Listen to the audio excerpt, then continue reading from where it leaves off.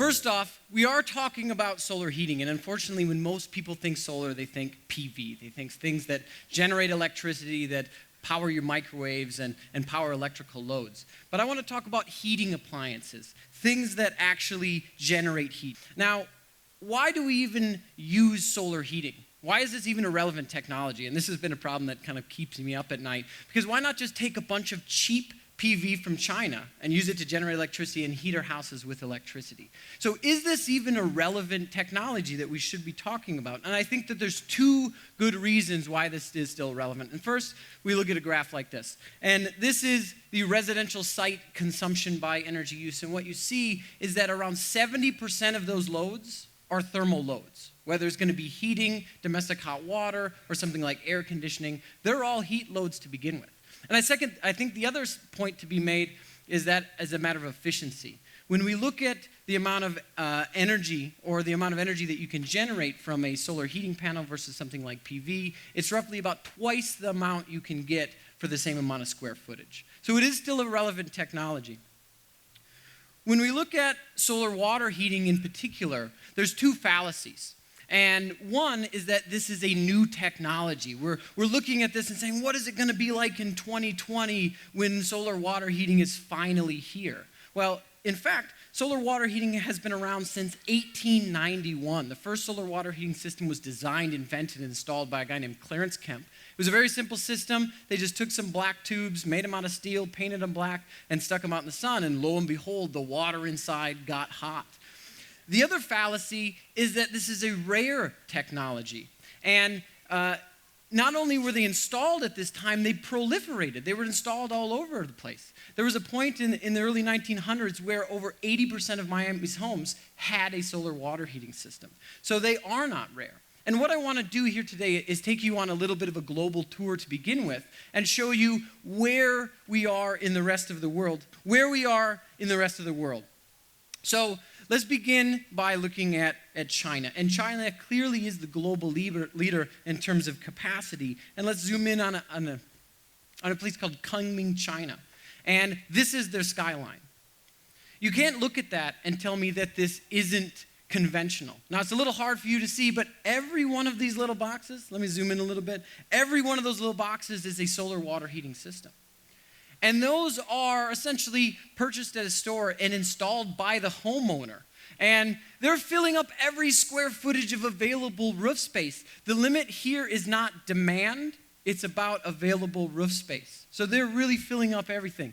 And it's a little hard for you to see as well, but this person over here, they couldn't fit it on their roof, so they put it on their neighbors. And then they just took a couple of hoses and ran it across the way. So they're really putting it in everywhere. I want to zoom out and look at China as a whole because it's a pretty interesting case based on the amount and capacity that they install of the total global solar water heating market. They install more solar water heating systems based on size and number of installations than all other countries combined. In fact, 3 times more than all other countries combined. Now, they're a very big country with a big population, but they really have the lion's share of the number of installations.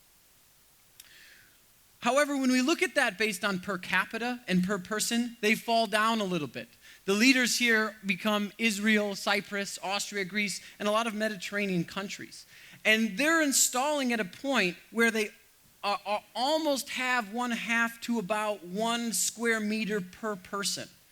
What that means is that they have a solar water heating system for everybody. Now, this also means that in places like that, it is entirely conventional. When we look at an example like Israel, now Israel has had a solar mandate since the mid-70s. And what does that mean? It means you are required by code to install a solar water heating system. Absolutely everybody. Okay, you can't see that. Here's a picture of a skyline in Israel. Again, a bunch of solar water heating systems. And this is not something like a solar farm where a utility has put this all together. Those are all purchased by the homeowners and maintained. Another example, you see it across every single skyline. We can take a look at a picture in Greece, something like this in Greece. They're in the Mediterranean, so they've got a very simple technology. They just take these big black plastic tanks and they stick them on the roof, and once again, lo and behold, they get hot. We can look at other countries in Europe Both Spain and Portugal have solar mandates. This is part of their code. Every new construction is required to have a solar water heating. So in this case, they're mandating that it be conventional. We can look at Europe as a whole. They've set aside some guidelines that their target is to get to 1 square meter per person. And this equates to roughly about 10 square feet if you're looking at imperial units. There is an interesting case about Germany in itself, and I think Germany bears paying a little bit more close attention to, partly because they're the most similar country to us in terms of their climate and in terms of their economies. And this is showing the number of collectors that are installed, and you see China's taking up 75% of it. Europe is only about 12% of the total number of collectors. So China, 75% of the number of collectors, but Europe, only being 12% of the number of collectors, is 50% of the market. So what does that tell you? China, who is installing 75% of the numbers, but only 22% of the market, they're installing lots and lots of low price and low cost collectors. Now, this isn't just China and this isn't just Europe. We can get a little bit closer to home and we can look at Hawaii. Hawaii, for the last couple of years, has also had a solar mandate. Every new construction by code is required to have a solar water heating. So the question then becomes not why isn't solar conventional or solar water heating conventional, but it's why not here?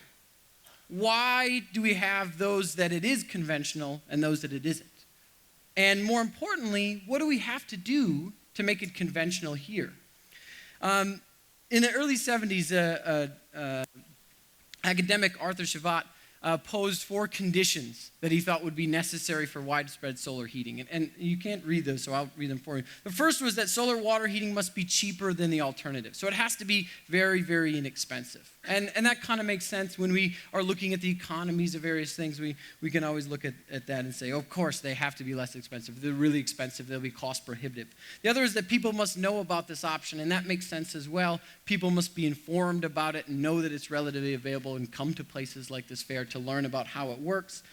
He also said that government building codes must require the use of solar and also that the equipment must be readily available. And those seem to make sense, but I would argue that they're not all necessary. If you have any one of these conditions and it is prevailing and significantly prevailing, then it can drive the market. So for instance, we look at conditions in China. Well, they don't really mandate anything, right? They don't. Well, they mandate lots of things, but not with building codes. So they're not mandating that you install a solar water heating. Those systems are all driven by consumers. They're going out and purchasing them, but they're really, really cheap, and they're really, really inexpensive. So if you have one of these conditions in spades, then it will prevail. When we try to compare this, we started to look into this and saying, well, why do these countries have it and why don't we in this location? Navigant is doing a study where they're looking at the type of installations that are going in the United States, in Israel, and China, and looking at the different costs. And what we see here is the typical installed cost in the United States is about $5,000 to $10,000. In Israel, it's about $1,000 to $2,000. So our question is, why are we about 5 times more expensive? In China, those systems are roughly $300 to $1,000. Also, our technologies are slightly different. You saw those pictures. Those were all ICS or indirect types of systems. But I think the most glaring line here is the tank capacity that you see on here. And the tank capacity correlates to consumption. So our systems are more expensive, not because it's just a different technology, but because we are using 3 times more energy. And I think that that's a critical point. Why are they always so expensive? Because we need so much energy to begin with. The simplest thing we can do is start to reduce demand. And that would be my number one strategy in getting back to efficiency is if we reduce demand, we can put up smaller systems to begin with. We don't need to install solar monuments and giant solar farms. We can do it distributed and we can do it on site, but we need to do it in a little bit smaller scale. We also need to increase market capacity by working with our industry partners and increasing the availability of these particular products and making sure that we can purchase them local.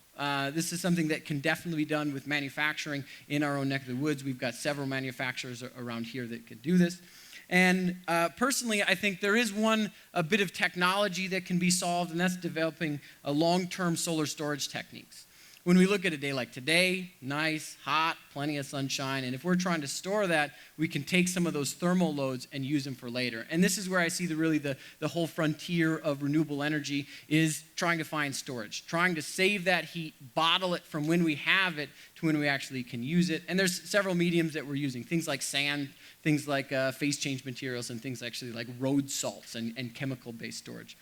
And the final thing is, of course, raising the awareness of solar heating. So if you guys would just humor me. I want to make sure that everyone knows that solar heating exists. And also that when they think solar, they think heating, because I want that portion to be second nature. So I'm going to say solar, and you're going to say heating, right? I say solar, you say heating. Solar! Heating. Solar! Okay, that kind of sucked. Let's do it again. Just once more. I say solar, you say heating. Solar! Heating. Solar! Heating. Yes! I love you all. Thank you so much for that.